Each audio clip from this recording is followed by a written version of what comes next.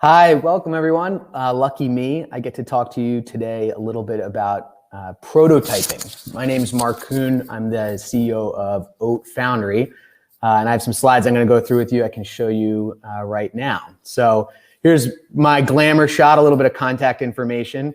You can feel free to email me or our team at any time. It's Mark at Oat Foundry, and find me on LinkedIn or see some of the projects we're working on Instagram at Oat Foundry Builds. So what is Oat Foundry? Let me just give you a little background first before we jump too far into it. So what is Oat Foundry? We're a team of world-class engineers, creative strategists. We design and build all kinds of cool technology and products for some of the best and most innovative brands. And we build all kinds of cool stuff is our mission statement. We do this by giving a damn. We are a zero waste partner with the city of Philadelphia. We're growing purposefully all the time by engaging in things like this hackathon. And then, of course, there's really no point in doing it unless it's going to be fun. Here's a shot of our team in our shop. We are in Philadelphia in the Frankfurt Arsenal. And some of why you should pay attention to us, we've been lucky enough to receive some accolades. We were the 6th fastest growing company in Philadelphia. We were recognized by the BBC and the Philadelphia Inquirer, and even City Council gave us a commendation in November during Manufacturing Month. And my personal favorite, which was a 2-page spread in Popular Mechanics about our flagship product, this split flap project. Like I said, we've been fortunate enough to work with some incredible brands doing this process of designing and building and prototyping and really creating products for them and for their customers. I know you see the Philadelphia Eagles on there. We'll jump back to that in a little bit. Before we get too far into it, what I would invite you to do is either on the Rise Up Philly homepage, click that resources tab, and then check out the innovation handbook and the innovation exercise. Or if you're in main stage and if you're in Hopin, you can check us out on the resources tab. There is both the handbook is on the innovation, and you can see I've circled on the right consultations for the rest of today and early tomorrow. Please join our team. Use us. It's free to you, and you can book us for 30-minute. You speak with an engineer. So have an opportunity to vet some of your ideas. So we are standing by and we are ready to listen, to help, to coach, to provide advice, and to share a little bit more about our process too. So that is all available to you. Fledgling prototypers, my favorite kind of innovator. So first off, what is prototyping? So thank you, Merriam-Webster, for this dictionary definition, and even Google says it's just the first model of something. It's when the original unit from which subsequent forms are developed or copied. What we always say is, why do we prototype? Prototypes are they help us learn. They help us test our hypotheses. They help us test our assumptions. And more than anything, we try to do it. It's to do it as fast and as cheap as possible. I showed you some of the clients that we get to work with. And when we work with clients, we're spending their time and their money. And I got to say, no client in the history of forever has said, make it take longer and make it more expensive. So this is all part of this journey to launch a product, to make a physical thing. And how do we get there for basically as fast as possible, making the least amount of mistakes or making very smart mistakes and for the least amount of money. But people say, why do we prototype? What's the reason to prototype? And there's really a couple different reasons. I summarized a couple here. You can prototype to sell a product, to get an early version off the ground to test with users. You can prototype to see how your market responds to something. So, you might be thinking that you're selling a microplane, Parmesan scraper to cooks, but then you find out actually woodworkers like it because it's really good for fine woodwork. So it's good for testing out your market. For manufacturing, I'm going to share some examples about how Oat Foundry uses prototyping during manufacturing, where, when you're making a jump from one version of a product to another, or you're developing along the path, you want to kind of make decisions that allow you to, like I said, fail quickly, fail cheaply, work fast, because you want to move that progress forward. And then finally, to raise money. So, if you're planning on meeting with investors or with banks or with launching a Kickstarter, people want to see, you got to convince people that your product and your idea is worth investing in. And frequently prototypes are a very valuable way to do that, because it's the tangible embodiment of all of the requirements and the specifications and everything that your customers are looking for.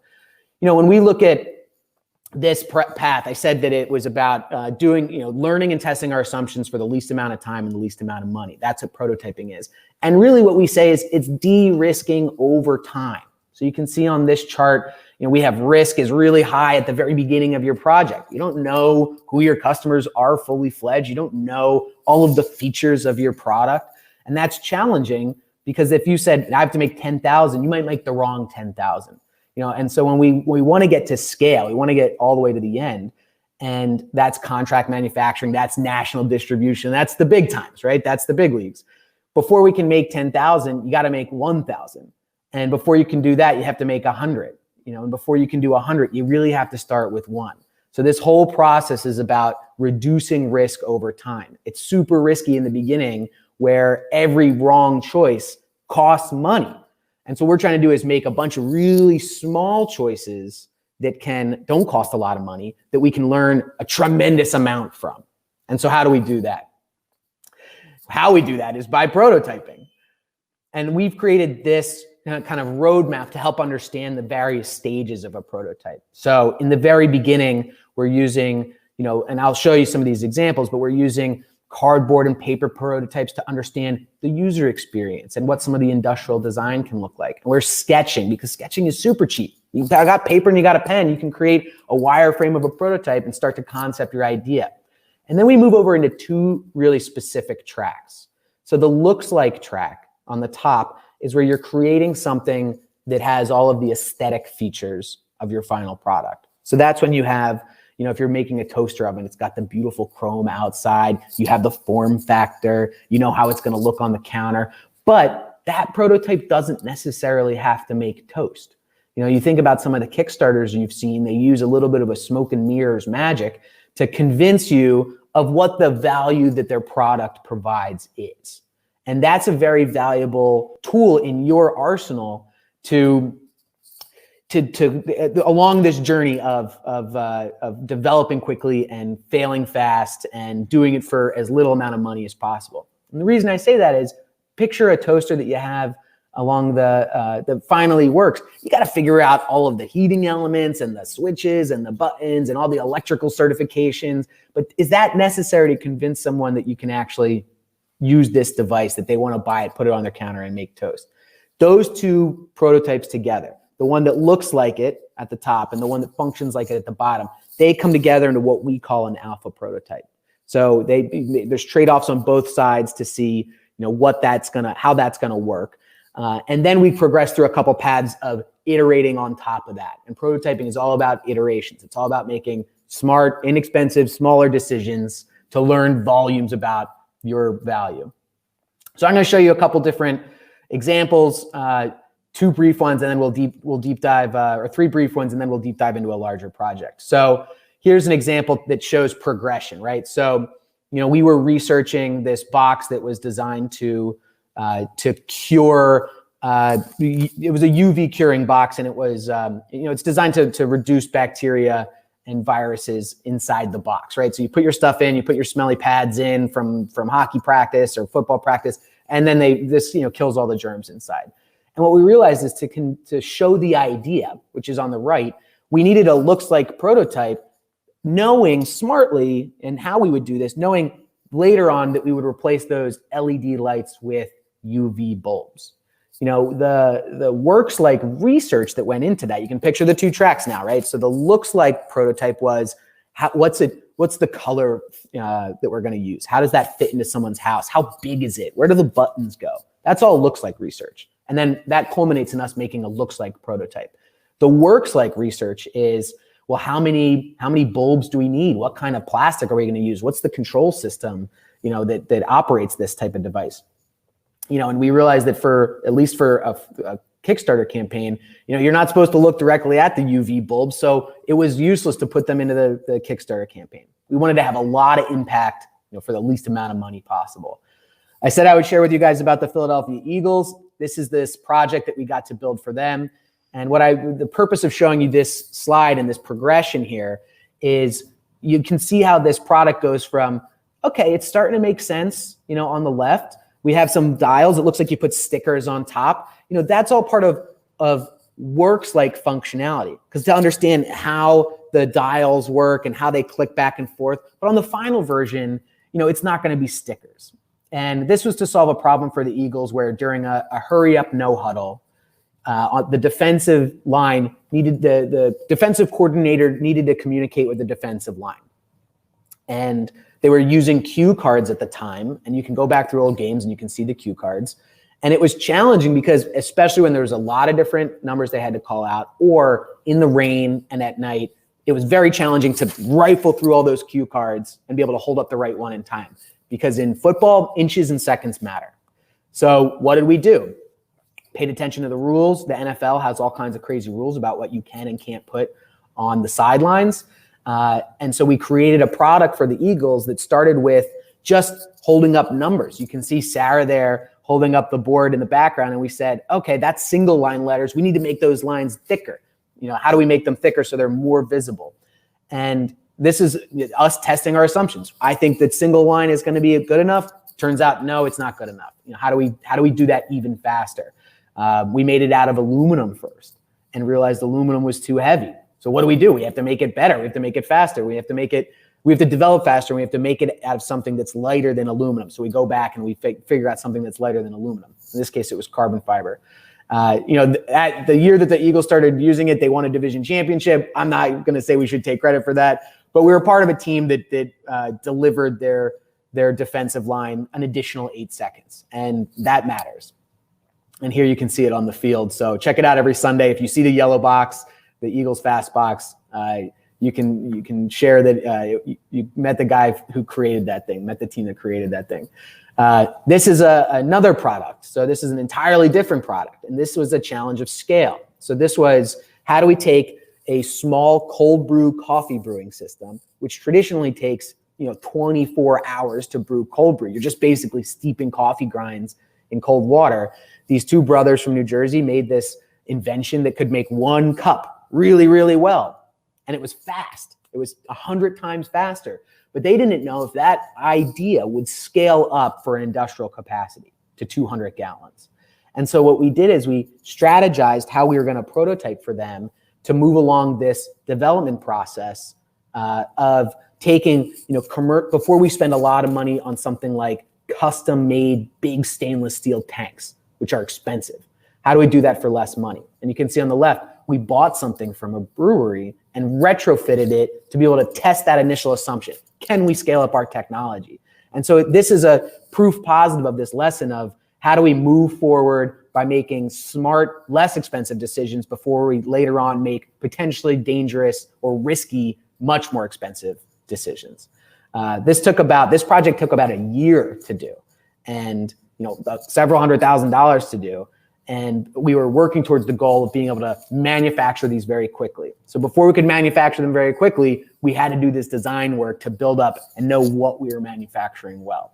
Now they're using these units all over their facility to provide just absolutely breathtaking cold brew coffee for all you cold brew coffee fans out there. If you've been on Oat Foundry's website, one of our flagship products is this split flap display. And so what I'm going to do is share a brief video with you about split flap. So give me 1 second to cue that up, just to get you acclimated. All right, here we go. We are Oat Foundry, and this is where we build cool stuff. Cool stuff like this.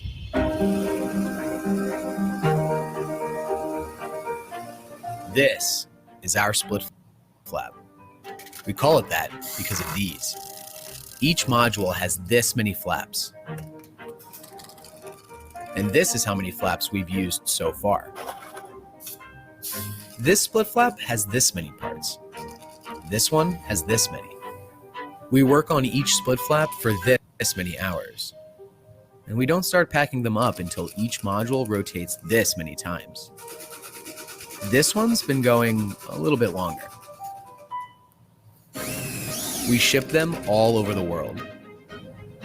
Split flaps used to be only found here, but ours can be found in a few more places. You can control our split flap with one of these or one of these. And it even does animations. Bringing analog tech into the modern age is a lot of work, but we do it for moments like this.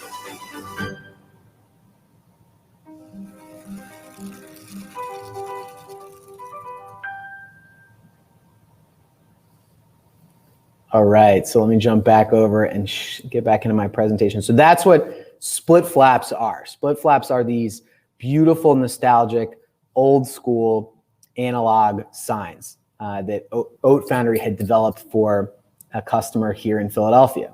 So the idea behind it was we don't want to have TVs in our space. We want to have something that is engaging, it's beautiful, it's audible, but how do we do that without a screen? And so this restaurant group had come to Oat Foundry and said, you know, we want to buy these things from you, but we don't even know where to buy them. You guys are clearly the guys that can build this kind of stuff. So we reached out to an old Italian company that had been making them, like the one that was at 30th Street here in Philadelphia. And they said, no, it's too small of a job for us. It's too, you know, we really do digital signs anymore. We don't do these old split flap signs, which was unfortunate. But we kind of looked around at our team and said, we are made to prototype. We are made to build products.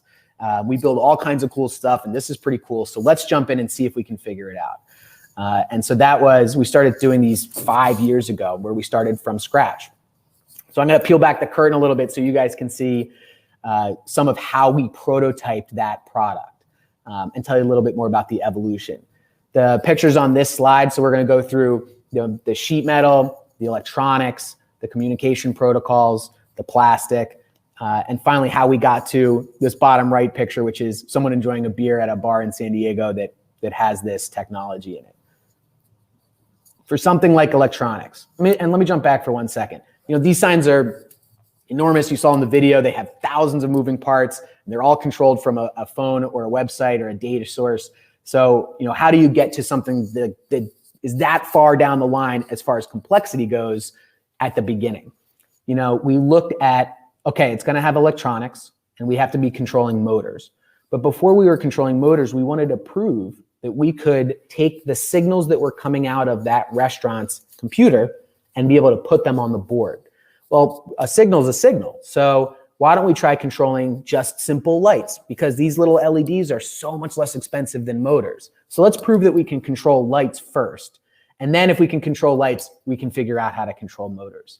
What you see on the right is jumper cables. You know, if you crack open your iPhone, and I'm not suggesting you do this, but if you crack open your iPhone, you'll see all kinds of printed circuit boards and printed electronics. So much of that knowledge base, so much of that technology, which is advanced and took years of development, started with something like this, with these jumper cables jumping over to show what the connections are between these integrated circuits. You know, we do this, I think I've been saying that we do this to learn, to test our assumptions, and we want to do it as fast and as cheap as possible. And you can see that these simple wires, these simple breadboards are very quick to move in and out. You're not soldering something, and also very inexpensive. The electronics then take a jump. So we go from those breadboards to soldering things on. This is a piece of hardware called a Vero board that you can buy online. They're also not so expensive, but it's a little bit more permanent than using those jumper cables. And you can see behind Mike there, those Vero boards along the back, and that's part of how we control the modules on the split flap. From Vero boards, from those hand soldered units, we make a jump. So we've designed these printed circuit boards, and you can see on the left, we have these purple boards. That's from a company called Osh Park. And when you contact Osh Park, they're gonna say, well, send us your wiring diagram. And your wiring diagram is something that you can generate from your breadboard. So you'd make this journey a little bit at a time to get to the point where suddenly someone is asking you for a piece of information and you're prepared and you have it and you're ready to scale up. The circuits on the right are obviously a little bit more polished version of that. That was from a different company called Sunstone. And those are the driver boards in the back. You can see how you make these jumps from these tiny little jumps from printed circuit board, from breadboards, you know, with jumper cables to Vero boards, hand soldered, to finally getting everything printed with this, you know, surface mount type of technology. And then where we are now is we have the circuit boards, and you get to have fun with things like putting your logo and your brand on a printed circuit board. We even continue to prototype. So when we revved up the next version of this, the communication protocol for this, we were using these beautiful rainbow colored ribbon cables on the left, and we switched to a different protocol on the right. And all of this might sound like Greek to you. You're like, I don't care about circuit boards. But the point is that even at an advanced level, we're still going through this prototyping cycle and seeing how things fit together and how things work together so we can learn, test our assumptions, and do it for as little money and as fast as possible. When we look at something like sheet metal, you can start with the form factor and the function of the product itself, which you can use wood, anything you can buy from Home Depot or Lowe's. It's something you can build in a day. So think arts and crafts, get the point across in how it fits together. Everyone has done projects with hot glue before. So get a hot glue gun, and rather than welding, which you might not know how to do, put it together with hot glue and show that it still has a joint there. And you can call that out in your sketch and say, I think that this should be welded, to test later on. When we form sheet metal here at Oat Foundry, it's a little bit more sophisticated. We have some tools, some sheet metal, shears and some snips and some rollers and some brakes. But ultimately, you're testing to see how that bend works and how that face works on something like this split flap module. Highly suggest using, for especially inexpensive prototypes over the next couple days, wood, cardboard. There's a thing called perf board that's like thin cardboard. Chipboard, anything that's inexpensive as far as materials go, and then glue and spray paint and build something simple to convey your idea. For us, we go from these simple parts to sheet metal parts, which are more expensive and more complicated, to finally getting manufactured sheet metal. Most sheet metal forming companies, they require dimension drawings with specific call outs for the materials, the thickness, the bend, and all the features that go into it. And prototyping helps us get those features, those dimensions, and make those material choices faster.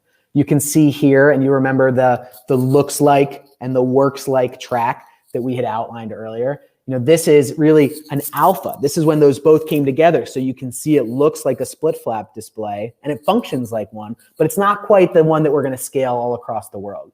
We learned that for sheet metal, these have 3 packs vertically. And what we wanted to do is switch that methodology to something while we were perfecting the assembly. In this case, we were switching from those 3-pack modules to we wanted to give greater customization to our customers and make it an easier assembly process by having single modules. So no more 3-packs. Now we're doing single modules. And you can see how those single modules slide into that cabinet. And then finally, it made sense to change even one more time. What we realized is when we were having the big cabinets formed, it was a long lead time and we weren't being competitive anymore. We weren't serving our customers in the best way that we could. So we changed that back cabinet to be more like Lego pieces. This gave us an advantage for being able to turn around projects quickly, and it gave us more security in the supply chain. So we weren't relying on a big sheet metal company to have to form those parts for us. We could use almost any different company. It also gave us cost savings that we could then pass on to our customers because we could control the economies of scale. So we could buy a lot of the Lego pieces that were the same, thousands of them, and save money that we could then pass on to our customers. When we look at plastic's tough because when you think about scaling plastic, a lot of people think about a technology called injection molding, which is like every fork that you've ever had at a disposable fork that you've ever had at a fast food restaurant, every plastic coffee cup lid, those are at some point, those are injection molded. But it costs money to get there. You have to buy something called tooling, which is the metal that shapes the molten plastic. And even before that, so what's made it easier for entrepreneurs is a technology called 3D printing. And even before 3D printing, there's still making things by hand. So I think you're coming back to this point that I have about doing it fast and doing it inexpensive. What's something that you could do quickly and inexpensively? So for Oat Foundry's part, those wheels that are inside the split flap modules, those we call carousels. And the first ones we were making them out of laser cut plastic. We had 3D printed some modules. We were putting them together by hand. And then when we understand how big the holes have to be, what diameter, what size overall, the weight, all of those choices, once we understand those, then we can go to something more complicated. So here's a short loop about tool pathing. So, it starts with like making it by hand, making it on a laser cutter, making it with a 3D printer. And then how do we scale something like this? The CNC routers when we needed to make a ton of something. And this is how we're de-risking over time. I showed you the chart about how we de-risk over time. At the very beginning, if we had made 1,000 and these holes were the wrong size, that would be 1,000 pieces of trash. And that's what we're trying to avoid, because that's very expensive. Here you can see a couple different setups. So these are a piece of black plastic on the backer plane, on the deck of the CNC router, where we are cutting out, really manufacturing thousands of those wheels. And on the right, it's a blue one that we had done for American Airlines. So we still maintain some of that customization that we were able to do.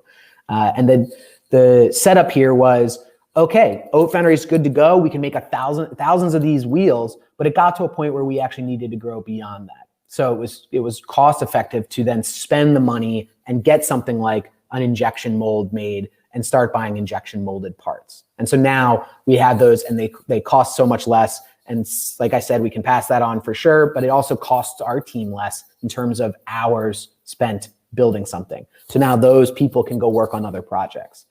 This whole process of prototyping is what has allowed Oat Foundry to scale our projects all over the world.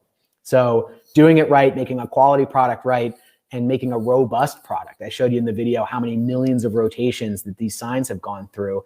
That's all part of this prototyping and testing process, to learn to test our assumptions and to fail quickly and cheaply. And it's what has given us this privilege of shipping these signs all over the globe. Some of my favorites I'm gonna walk you through. We have a sign in Toronto that's at a Kit Kat shop. So this is the Kit Kat Chocolatory, where it's all fully red. It's got Kit Kat bars on the back, and customers can go up, and when they type in what kind of custom Kit Kat they want, it puts their message up on the sign and says, congratulations, and thank you for buying that. What a great idea. It's kind of silly. This is one that we made for Thomas Pink, which is a shirt making company, a luxury shirt making company. This is in the Heathrow, London airport. It's all brass. It's got their beautiful pink color on it. And finally, probably one of my favorites, Google shares our Oat Foundry's anti-screen philosophy. And they were opening the Grow with Google Center in their headquarters in New York. And they did not want a big screen for the schedule on the back. And so this is a facility where everyone from students to young professionals, working professionals, can take classes and learn about many different aspects of entrepreneurship over time. And they wanted something like a split flap to convey the schedule and special messaging and special programming. So beautiful sign, beautiful, cool client, and fun to do. And this is all the culmination of these many hours of prototyping, testing, designing, and all of it. So that's Split Flap. It's cold brew coffee. It's the Eagles Fast Box, and it's the UV box. That's walking through kind of our prototyping process. What I want to do now is spend some time looking at the product design process, even before that. So when we talk about innovation and getting to the problem, we use this philosophy of prototyping as we're problem solving also, as we're developing problem statements, as we're developing value proposition, and that's the journey that you're on right now.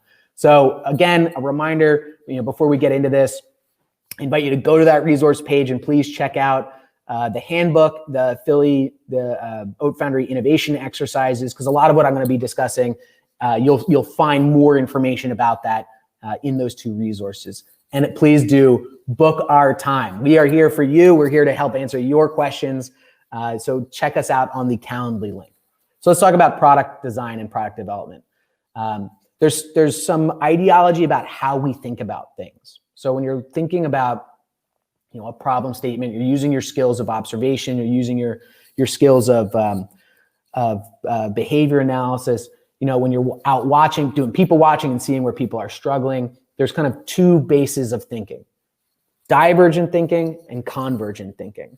And the difference between them is divergent thinking, that's putting your gas pedal to the metal, all the ideas, get as many ideas out there as possible. Don't judge them. Just get them out of your head. Doesn't matter how crazy they are. Doesn't matter how inane they are, how much they don't make sense. None of that matters. What matters more than anything is just volume. Get as many ideas out of your head as possible. Then we switched over from the gas pedal to the brake pedal, convergent thinking. Convergent thinking is where we analyze all the facts that are out there in the universe and start to pair off what works and what doesn't work, in terms of our ideas.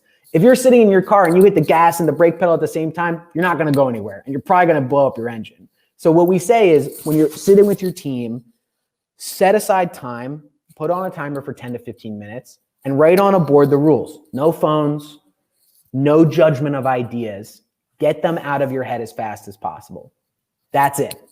And then you can set up a separate time to evaluate those ideas. So starting with convergent and divergent thinking, it's sort of a new way to think about stuff. It's challenging to do, and I know for some of you, this is your first time ever seeing it before.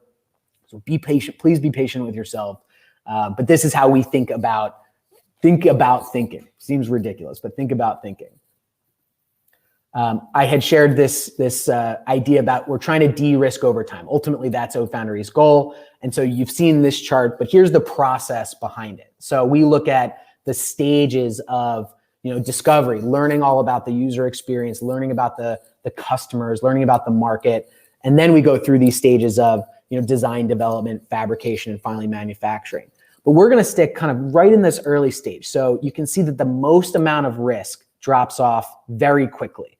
So just so you can see the change here, the most amount of risk drops off very quickly, which is when you have an idea, have a value proposition, have a problem statement, have some customers you're learning about, boom, you can drop a lot of risk really fast by asking good questions.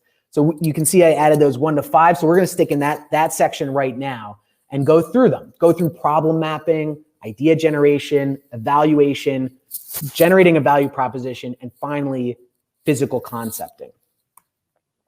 Problem mapping. So this is all about observational skills. You start taking notes of all the problems around you. When I think about problem mapping, I see on the slide it says, it helps to start at the end. Personally, my favorite is this idea of how is it powered if it's powered by magic? Start to say, and we're in divergent thinking mode, right? Get all the ideas out there. So ask yourself, how would this problem be solved if it was solved by magic? Think about something like Uber. I want to say, I want to have someone drive me around for not a lot of money. And I want it to happen with the sound of my voice. And now if you have a Google Home or an Alexa, any of these kinds of technologies that listen, you can order a ride to your house. It seems like it's powered by magic. So that friction point of, well, I don't want to wait outside for a cab. I'm really sick of it. I want to have someone come pick me up. Or something like Instacart. I want to hire someone to get groceries for me and I want to pay them a reasonable amount of money. That's a crazy system that seems like it's powered by magic, but it all started with this problem of someone saying that they don't want to go shopping for groceries, right? Well, no, I don't think anyone wants to go shopping for groceries, but this is how they solve that problem. So we look at what's the dream state? What's the goal state? How would you fix this problem if you had infinite time and money? These are questions we don't usually ask ourselves. It's really challenging. It challenges our creative brains to think, oh man, if I had infinite time and money, if I had, if it was powered by magic, if it was Harry Potter, how would I do something like that? It starts to get different wheels turning. When we look at idea generation, this whole process of convergent and divergent thinking is all about starting an association engine. So the more you're out there in the universe absorbing information, the more connections you can put together between a customer category, a technology, an obvious problem, a subtle problem. So we're trying to put all of those together and start an engine where it starts to make sense. When we look at actually coming up with ideas during something like a divergent thinking, we use a tool called Miro. And it's available for free. It's in our documents on the resource page on the website. Miro is just a website that you can go to and you can start doing something called mind mapping. So mind mapping, the idea is basically get the ideas out of your head so you can think of new ideas. Taking one central concept and expanding on it. It's helpful to do this and some of the other activities in the book with a team of people so you can bounce ideas off of each other. But the goal here is to get the ideas out of your head. When we look at idea evaluation, so now we're kind of coming back down to convergent thinking. So idea evaluation is we've generated a bunch of ways to solve a problem, but how are we going to judge which one's the best one? And there's this great quote from the authors of a book called Organizational Creativity, which is idea generation, which is the divergent thinking, is the search for novelty. The process partner there, which is evaluation, which is convergent thinking, is the effort to make it novel and practical. So think of it in terms of like, there's scientists and there's engineers. Scientists are academic, they have all kinds of great ideas, but then engineers are the ones who say, eventually a screw has to be turned somewhere, eventually a metal has to be bent somewhere. And that's part of the challenge of you as prototypers to put the rubber to the road. I'm always such a fan of gut. Like, you trust your gut, what makes you feel good, what do you read the wrong way? But a challenge here is that, our guts they fluctuate over time. So, you have a bad breakfast, maybe you're not going to be judging ideas the best way. And so we like to stick with objective numbers. And how do we do that with numbers? So an obvious one, or hopefully maybe not an obvious one, but a useful one is voting. Get all your ideas out on a big whiteboard, put them on your fridge, put them on your wall, and use stickers to have people come in and vote for their best ones.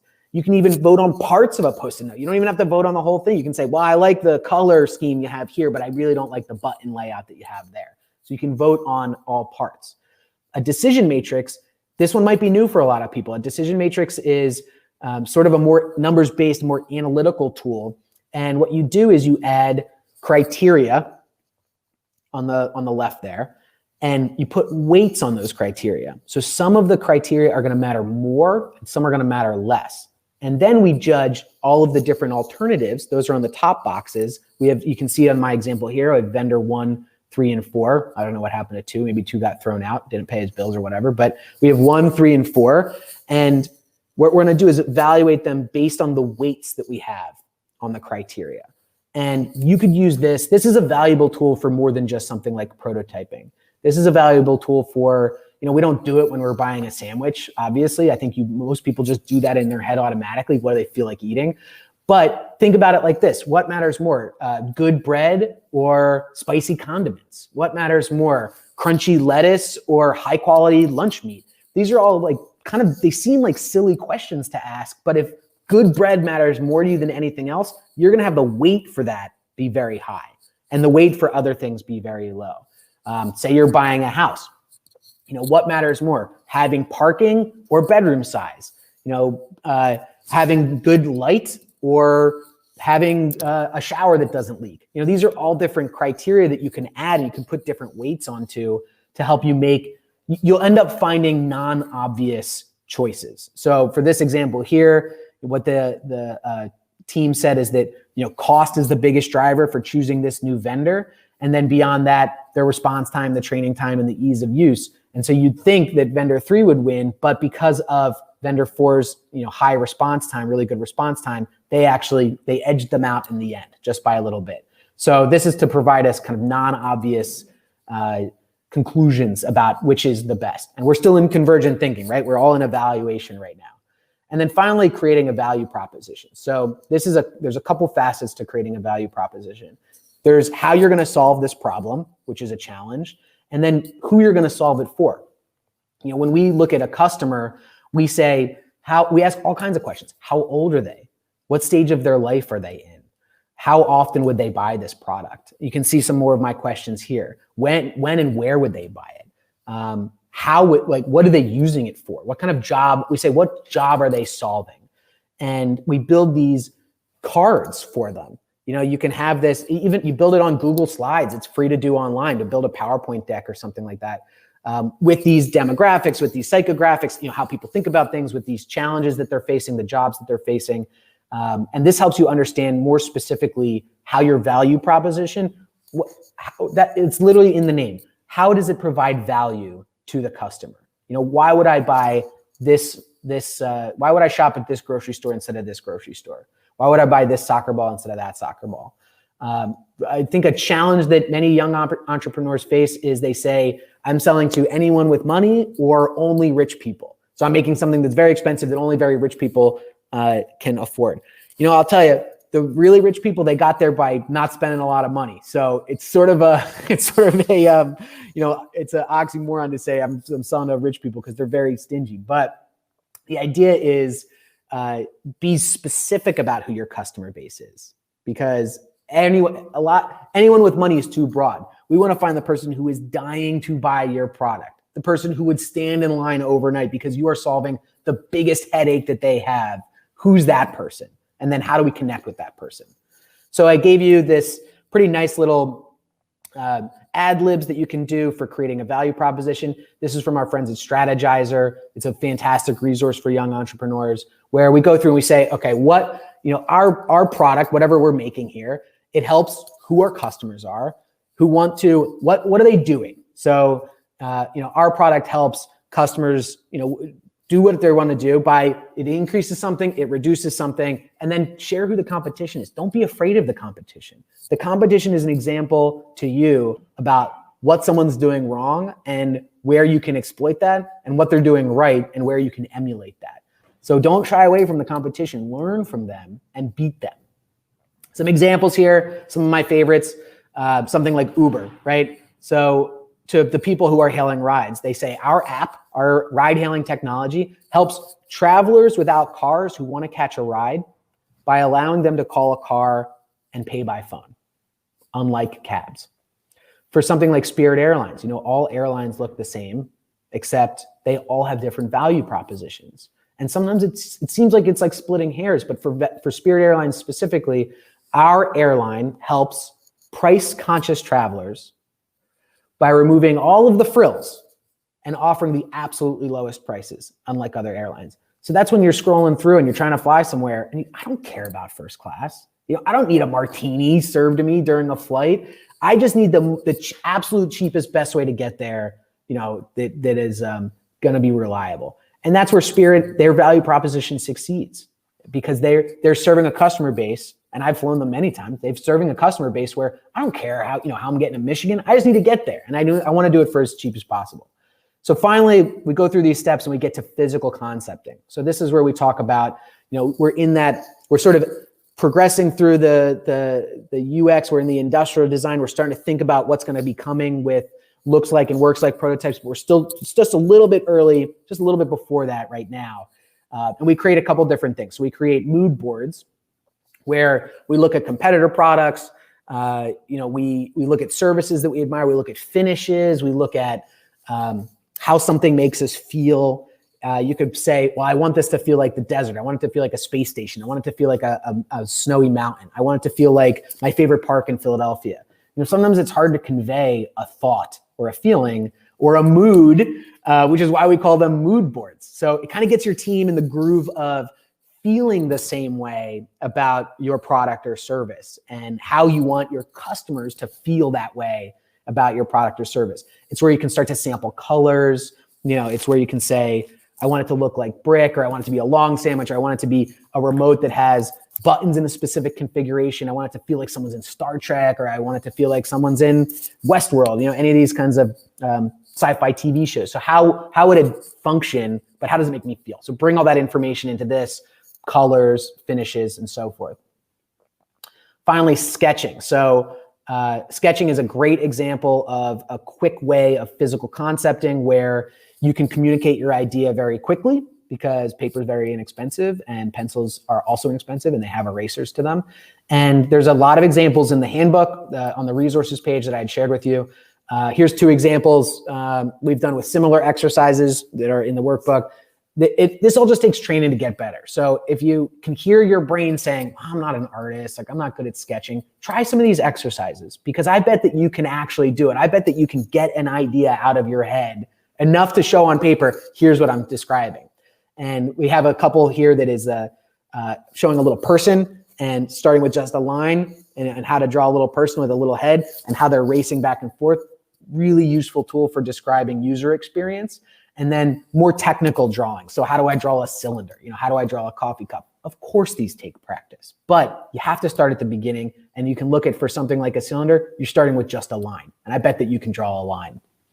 The next step beyond simple sketching is something called industrial design. It's a very broad topic of design ideology and design philosophy. This is where you're showing off more of a complete picture of the product idea. Typically, it's a sketch. It's detailed with multiple angles, multiple colors. It shows functionality. You can see here something, this is like a smartwatch, an Apple Watch, where they show the green arrow there. Well, does the screen snap out? Does it snap back in? Do we want the buttons on the side, the buttons on the top? Where do we want the buttons to function? So we're still, before we spend money and time to 3D print, to fabricate, to injection mold, all these expensive things, let's do it in our brains. Let's do it on paper. Let's do it in the computer so we can understand how all the pieces fit together, to make sure that we're not trying to install a screw somewhere where we can't actually put a screw. So I've walked you through, you guys have seen this prototyping roadmap where we go from the user experience, the industrial design, through the looks like and works like tracks, the alpha and beta prototypes to scale, which I showed you in some of our split flap examples. And then here's, I had referenced in the beginning, the toaster oven. On the top here, you can see some industrial design of how a toaster works, a cardboard toaster oven. No one is ever assuming that you're gonna make toast in a cardboard toaster oven. But I look at that and I go, that's a classic. That's a classic toaster oven. It looks like a toaster oven. Versus that one in the bottom right where I go, that seems like a pretty retro, that's like a modern toaster oven. I don't know if that's gonna work for me. I really just want something basic. So we understand the decision between two customers of, what does it look like? How's it gonna function? How's it gonna sit on my countertop? And then beneath that is, how does it actually work? How do we toast?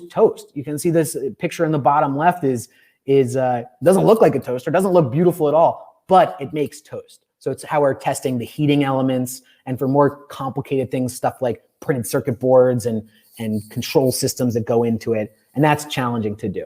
So this is a valuable separation for as you embark on this journey of, what am I trying to accomplish? Because prototyping is all about, and I hope you guys can join me, it's all about testing our assumptions for as fast and cheap as possible. That's it. I showed you this example of physical prototyping with this UV box, where now I hope there's some background for sketching, doing it on paper, and then doing industrial design digitally before we even pick up a tool, before we make anything. And then finally building a physical prototype that has some good looks like functionality to it, while still understanding some of the works like how UV cures bad things, how UV cures bacteria. And then I walk through this de-risking. The very first stages of the de-risking process is this mapping all the way up to physical concepting with idea evaluation, generation evaluation, and creating a value proposition in between. So I'm gonna share some resources that are useful. Number one, obviously, please go to the website. Please download this handbook, this innovation exercise. You can either do it on Hopin on the platform, or you can do it on the riseupphilly.com website. And I wanted to share some hopefully very useful tools to everyone in the audience that we use some of these tools internally too. So if you say, I'm not really good at sketching, even cheaper than paper is really good and you can get a lot of good ideas out, but here's a free resource from Google. It's called AutoDraw. And so what AutoDraw does, and you can see my example on the right, I tried to draw a bicycle with my finger on the keypad on this laptop, and obviously not that good. But what Google does is they go, we think he's trying to draw a bicycle, and they give me options on the top, and I can click and get this pretty slick, pretty nice icon at the bottom. So that looks super professional versus mine that looks like a kid drew it. It's not very talented at all. So this is a really useful tool because it can convey the idea with a sketch very quickly, and cheap and fast, and it looks professional to get the idea across. When we talk about apps, so a lot of people have a digital app that they want to design, and the problem solving in many apps is just workflow. How do people get around the app?